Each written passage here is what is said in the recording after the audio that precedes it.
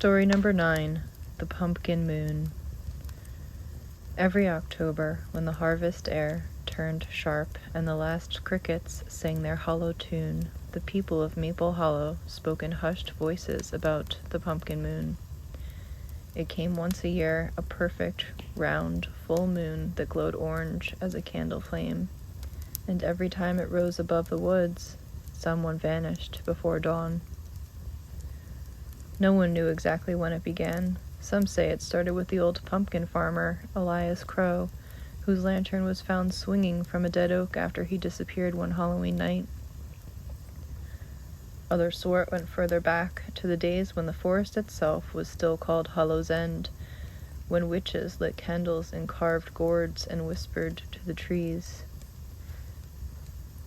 This year, the pumpkin moon rose clear and bright over the crooked steeple of the church, its light spilling across the old gravestones like melted gold. The woods beyond the town were restless, a whisper of dry leaves, a shiver of branches, as if they were breathing. Candles flickered in windows, their small flames bending toward the forest as though drawn to it. Owen Merritt stood at the tree line, watching the orange glow rise higher. He wasn't superstitious, but the stories clung to the air tonight like mist. His friends had dared him to walk to the heart of the forest, to the clearing where Elias Crow's farm once stood. They said if you listened closely, you could still hear the creak of the farmer's cart and see his lantern swinging from the oak tree. The moonlight bled through the branches as Owen walked deeper in. The trees were ancient things, twisted and hunched, their bark pale as bone. The ground was littered with black leaves that seemed to whisper his name when the wind passed. Somewhere behind him an owl called, once, twice, then fell silent. He found the clearing just as the stories said he would, a circle of stumps and fallen fences, and at the center, the oak tree.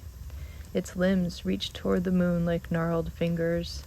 Hanging from the lowest branch was a single candle inside a hollowed pumpkin, its grin wide, its eyes bright with flame. Owen took a step closer. The air smelled of smoke and earth and something faintly sweet, like rotting fruit.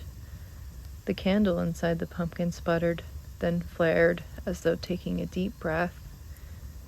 The shadows it cast wavered across the ground, long and thin. Then he saw them, footprints, dozens of them, circling the oak, fresh, though the earth was dry. Some were small, others deep and long, as though made by someone running. They led into the woods, disappearing among the trees. Owen's candlelight caught a flicker of movement, a shape low and hunched, slipping between the trunks. Another grin in the dark, another. Soon there were dozens floating and swaying as if the forest had grown faces. He turned to run, but the woods were shifting, the path gone, replacing its endless shadows in orange light. The air grew thick, filled with whispers that rose and fell like laughter. The pumpkin moon was high now, blazing through the leaves. The next morning, they found his flashlight near the oak, still on, casting a narrow beam across the clearing. The pumpkin was gone, and so was Owen. Only the wind moved through the old trees, soft, steady, almost like breathing. And that night, when the villagers lit their window candles once more, they noticed something strange. The moon seemed redder than ever, and out beyond the woods, a new light flickered, faint, swaying, like a lantern looking for home.